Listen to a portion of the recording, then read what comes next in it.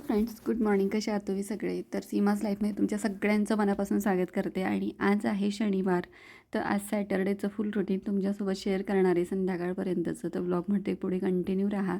आणि इकडे आता सकाळी सकाळी मस्त फ्रेश झालेली आहे, त्यानंतर किचनकडे वळली. आज टिफिन वगैरे नव्हते मुलांची आणि यांचा पण, त्यामुळे म्हटलं चला आज निवांत. आता सकाळचे वाजलेत 7:15 आणि इकडे आता चहा वगैरे करायला घेतला. त्यानंतर मस्त आलं वगैरे घालून चहा करूया म्हटलं. आणि सकाळचं रुटीन आपलं सुरू झालेलं आहे.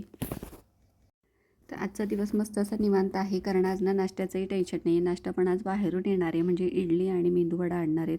कारण आज म्हणजे अण्णांकडचा खायची इच्छा झाली सगळ्यांना, तर त्यामुळे म्हटलं ठीक आहे. तर चला म्हटलं आजचा हा दिवस मस्त थोडा वेळ आहे आपल्याकडे. थोडा म्हणजे आज सकाळचा बराच वेळ माझ्याकडे होता. स्वयंपाक थोडंसं लेटच करणार होते 10:30पर्यंत. त्यामुळे म्हटलं चला सकाळचा वेळ भरपूर आहे आणि दुसऱ्या दिवशी संकष्टी आहे, तर चला म्हटलं डीप क्लीन करून घेऊया देवघर. कारण ना इथे ज्या समया मी वरती लावलेल्या आहेत, तर त्या पण बरेच दिवस झाले थोड्या खराब झाल्या होत्या, तर त्या पण मला क्लीन करून घ्यायच्या होत्या आणि त्या आता काढून घेते मी. आणि देवारा पण साफ करून घेणार आहे, चांगला डीप क्लीन करणार आहे. असं तर आपण देवपूजा करतच असतो, पण देव वगैरे धुवून स्वच्छ करून मग तिथल्या तिथेच आपण ठेवतो. ह्या समया काही काढल्या जात नाही जास्त. तर वरती लावल्या असल्यामुळे आणि कसं खराब जास्त होत नाही त्या, म्हणजे 15-1 दिवसांनी किंवा महिन्याभराने थोडं काळवंटात, त्यामुळे मग त्यावेळेस मी काढते. तर म्हटलं चला त्याही आता डीप क्लीन करून घेऊया, छान पितांबरीने घासून पुसून घेऊया म्हटलं. तर इकडे आता देवघर साफ करायला घेतलेलं आहे. तर इकडे ना प्रॉब्लेम असा होतो ना की कॅमेऱ्याच्या अँगलमध्ये देवघर पूर्ण येतच नाही. एक तर मी दिसणार, एक तर देवघर दिसणार. मग हे थोडंसं आता दिसतं आहे, पण पूर्ण क्लीन झाल्यानंतर तुम्हाला पूर्ण दाखवेल मी डिटेल. आणि कसं आपलं पूजा वगैरे झालेली त्यानंतर पूर्ण असं समोरून दाखवेल तुम्हाला. तर मागच्या व्हिडिओमध्ये पण बऱ्याच वेळा मी दाखवत असते शॉर्ट्समध्ये वगैरे, तिथे पण तुम्ही बघू शकता. कारण छोटंसं असं एका कोपऱ्यात आम्ही केलेलं आहे ते, कारण त्या ठिकाणी ना देवघर नव्हतं. म्हणजे त्या ठिकाणी भिंत होती पूर्ण, जशी खिडकीच्या त्या बाजूला आहे उजव्या बाजूला, तशीच इकडे पण भिंत होती. पण मग आम्हाला वाटलं की आपण एवढं घर तयार करतो आहे, तर मग देवाला जागा नाही घरात, तर काय उपयोग एवढ्या घराचा. आणि आता कसं आपण देव्हारा वगैरे असं ठेवत नाही, म्हणजे लाकडी देवारे वगैरे काही आणत नाही आपण. फिक्स असलं असं भिंतीत की छान वाटतं ते, आपल्याला पाहिजे तसं त्याला सजवता येतं. त्यामुळे मग आम्ही ते नंतर काम जेव्हा चालू होतं, मग त्यावेळेस नंतर त्यांना सांगून आम्ही ते करून घेतलं होतं. त्यामुळे छान अशी जागा मला मिळाली देवघराची. आणि समोरच डायनिंग आहे त्याच्यामुळे छान असं बसून किंवा उभं राहून आपल्याला जशी पूजा करायची तशी करता येते. तर इकडे आता पितांबरीने वगैरे देव वगैरे घासून घेते मी स्वच्छ. आणि कसं आहे ना की खराब होतात, बरेच जण म्हणतात की ब्रशने वगैरे देव घासू नये, पण माझं असं असतं ना की काही नाही, देवाला आपण स्वच्छ करण्यासाठीच घासतोय. नंतर आपण छान असं त्यांचं धूप अगरबत्ती लावून पूजा करू शकतो, किंवा पंचामृताने पूजा करून घ्यायची आणि ठेवायची आपल्या देवाऱ्यात. तर देवाऱ्यात एक गोष्ट अजून एक लक्षात आली माझ्या, की तुमच्याशी शेअर करावी, की माझे देवणं अगदी छोटेच आहेत. म्हणजे आपल्या हाताच्या अंगठ्या एवढीच उंची देवांची पाहिजे. खूप मोठे देव नको देवाऱ्यात, म्हणजे 2 ते 3 इंचच फक्त देवाची मूर्ती असली पाहिजे. खूप उंच देव म्हणजे हातभर किंवा मग 5-6 इंचाची मोठ्या मोठ्या मूर्त्या, त्यात तसल्या आपण त्या मंदिरातच चांगल्या वाटतात. असं ते छोटं जे आपलं घरातलं देवघर असतं ना, तर त्या ठिकाणी छोट्याच मूर्त्या पाहिजेत, असं मी वाचलेलं आहे आणि ऐकलेलं पण आहे. आणि अजून एक गोष्ट म्हणजे डबल देव नको. आता म्हणजे समजा गणपती बाप्पांची मूर्ती असेल, तर अजून एक गणपती बाप्पा नको असं. म्हणजे धातूची अशी आपण बाहेरून ज्या शोपीसवाल्या मूर्त्या असतात ना, त्या ठीक आहे. पण मग धातूची जी मूर्ती असते आपली, ही पंचधातूची किंवा पितळीची ज्या मूर्त्या असतात, त्या डबल डबल नको.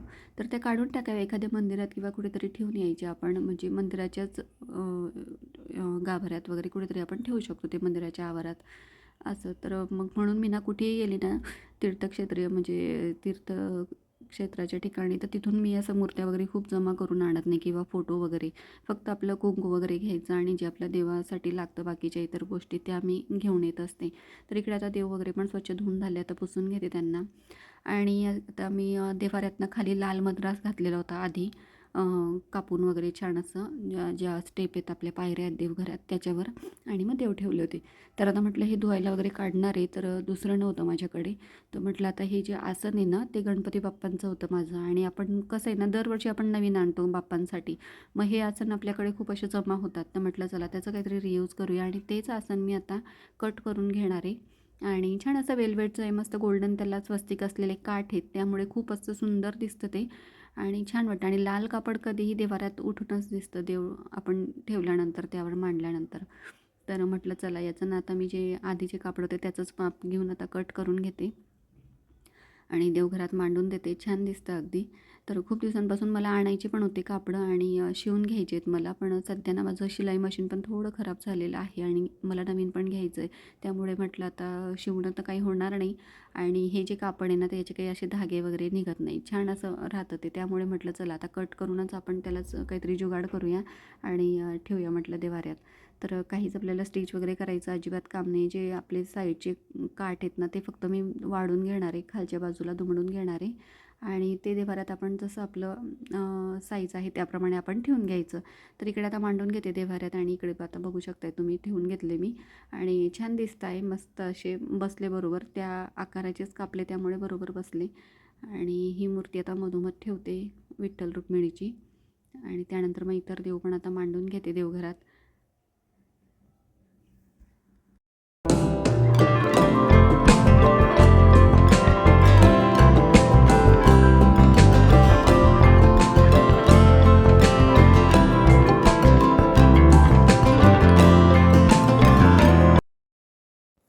तर आता इकडे ह्या ज्या पितळी आपल्या समया आहेत ना, तर त्या पण मी घासून घेतल्या छान आणि आता बघू शकता मस्त चकाकी आली त्यांच्यावर आणि त्याच्यावर ना अशी अगदी बारीक डिझाईन आहे त्यामुळे ना त्याच्यात घाण वगैरे अडकते आणि ते खराब होतात लवकर.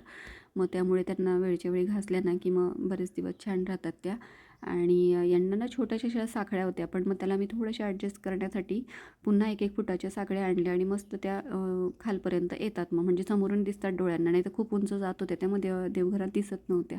तर हे आपल्याला ताईने दिलेलं आहे वास्तुशांतीला जेव्हा ते आले होते त्यावेळेस गिफ्ट घेऊन आले होते ते माझ्यासाठी. तर मग छान वाटतात त्या आणि कायम डोळ्यासमोर दिसतात तर नेहमी ताईची आठवण येते आणि खूप छान असं गिफ्ट दिलं आहे की माझं यूज होणारं गिफ्ट आहे ते.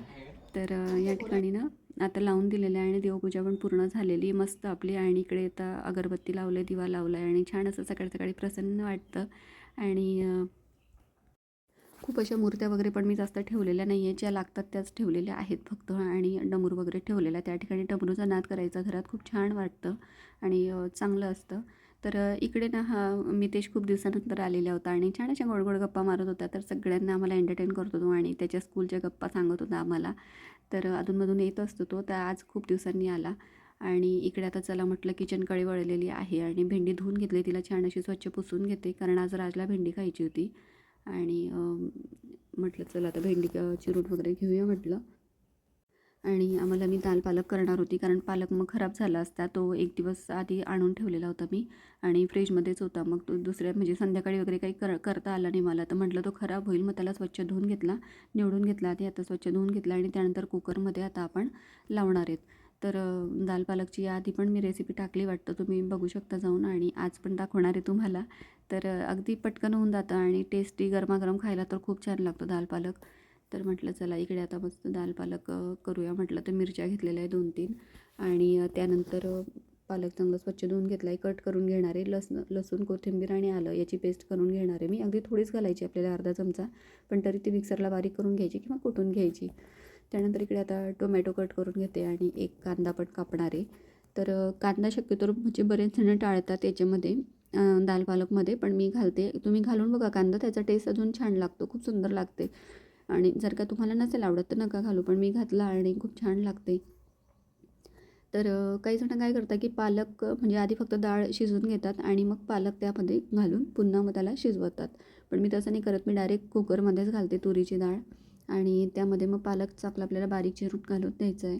तर अगदी थोडंसं तेल घातलेलं आहे मी, त्यामध्ये जिरे घातलं आता आणि त्यानंतर आपण त्यामध्ये टोमॅटो घालणार आहे, कांदा घालणार आहे, छान असं परतून घ्यायचं आहे आपल्याला. त्यामध्ये आता डाळ घातलेली, आपण डाळ धुवून ठेवली होती मी एका बाजूला आणि त्यानंतर मग आता आपल्याला पालक घालायचं आहे. डाळ चांगली परतून घ्यायची, त्यानंतर पालक घालून द्यायचं आपल्याला, छान होते अगदी. त्यानंतर थोडी हळद घालायची आपल्याला, म्हणजे अर्धा चमचा हळद घालायची आणि पालक जो धुवून ठेवला आहे आपण तर तो घालून देणार आहे. आता हा कुकरमध्ये म्हणजे बसत नाही असं वाटतं आपल्याला, कारण तो अजून शिजलेला नाही. शिजल्यानंतर तो कमी होतो म्हणजे मऊ पडतो, त्यामुळे मग बरोबर पडतं. आणि त्यानंतर पाणी घालायचं आहे, छान असं आपल्याला परतून घ्यायचं आहे. थोडं मीठ घालायचं आहे, खूप जास्त नाही, कारण नंतर पुन्हा आपण फोडणी देणार आहे, त्यामुळे मग पुन्हा मीठ घालायला लागेल. त्यासाठी मग आता थोडंच घालायचं आपल्याला. परतून झाल्यावर झाकण आपण लावून घ्यायचं आहे आणि 3 शिट्ट्या घ्यायच्या आहे. 3 शिट्ट्यांमध्ये तुरीची डाळ पण छान शिजून जाते आणि आपला जो पालक आहे तो पण मस्त असा शिजून जातो, तर एकजीव होऊन जातो, छान कलर येतो आणि डाळीला हिरवा. तर इकडे आता आपण पालक लावून दिलेला आहे आणि त्यानंतर मग बाकीचं करायला घेणार आहे. तर म्हटलं चला तोपर्यंत आता इकडे भेंडी आपण कट करून घेऊया आणि भेंडीची भाजी करायची मला. तर त्याला चिरून आवडते, दीदीला भरून आवडते आणि यांना तर दोघेही आवडत नाही. असं आमच्याकडे चालत असतं. तर म्हटलं चला यांना पालक होईल आणि भेंडी तर राज आणि मला होईल म्हटलं, कारण आम्ही दोघं मायलेकं सगळ्या भाज्या खातो, तुम्हाला तर माहितीच आहे. नाटकं ह्या दोघं बापलेकांची असतात. तर इकडे आता भेंडी चिरून घेते मी आणि तव्यावर आता भेंडी पण टाकलेली. तर भेंडी आपली हिरवी मिरची लावूनच केलेली आहे. त्यानंतर आता चवीनुसार मीठ घालते आणि थोडीशी भेंडी शिजत आली ना की मग दाण्याचं कूट घालायचा. कारण दाण्याचं कूट घालून ना खूप असं शिजवायचं नसतं आपल्याला. दाण्याचं कूट घालून जर कुठलीही भाजी केली तर खूप उकळायची किंवा शिजवायची नसते असं म्हणतात. तर म्हणून मग आता थोडी भेंडी शिजत आली की मग दाण्याचं कूट घालणार आहे.